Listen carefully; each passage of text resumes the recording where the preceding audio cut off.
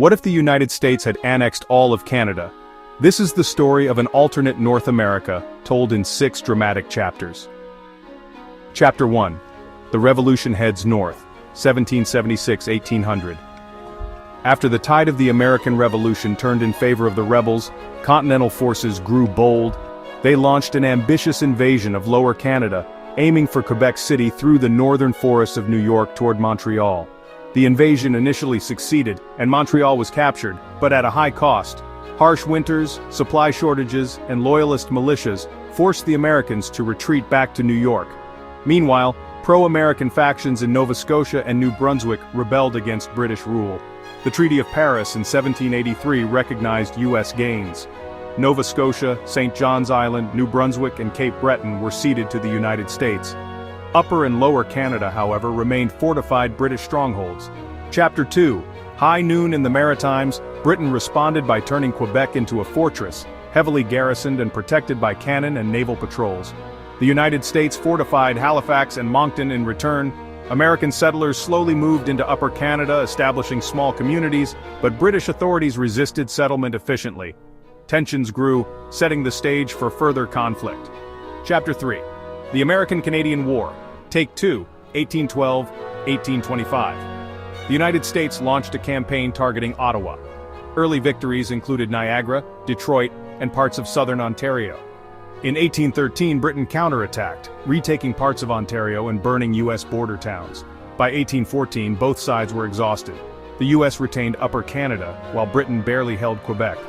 War resumed in 1819. U.S. forces captured Montreal and Quebec City, but Britain refused to surrender the rest of its territories. The Treaty of London in 1825 ended the war. Upper Canada became a U.S. territory. Lower Canada, Quebec, became a U.S. territory. Britain retreated to Hudson Bay. New U.S. territories were established: the East Cree Autonomous Zone, Upper Canada Territory, and Lower Canada Territory. Chapter 4. Yukon, Ho, 1825–1860. Britain fortified Rupert's Land to block further U.S. expansion.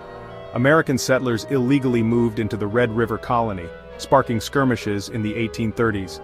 In the 1840s, the U.S. supported uprisings in the Red River region. By 1845, pro-U.S. militias declared independence, and American troops marched in.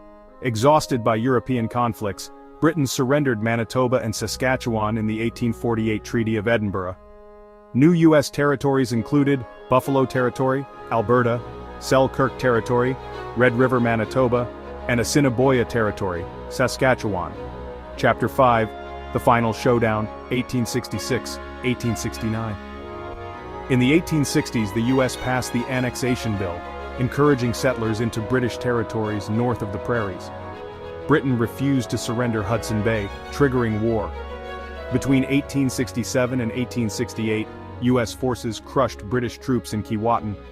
Mackenzie and Yukon remained under British defense but were cut off from supplies. The 1869 Treaty of Halifax forced Britain to concede.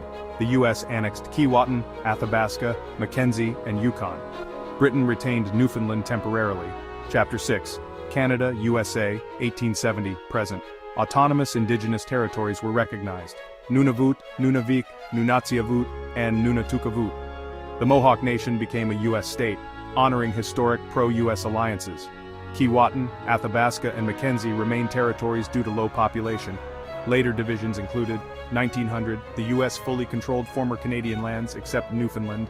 1948, Newfoundland admitted as a state. 2010, Toronto split from Ontario, and Chatham was created to manage southwestern Ontario. Saskatchewan admitted as a state. Mackenzie and Yukon remain territories. Thank you for watching. Please like and subscribe.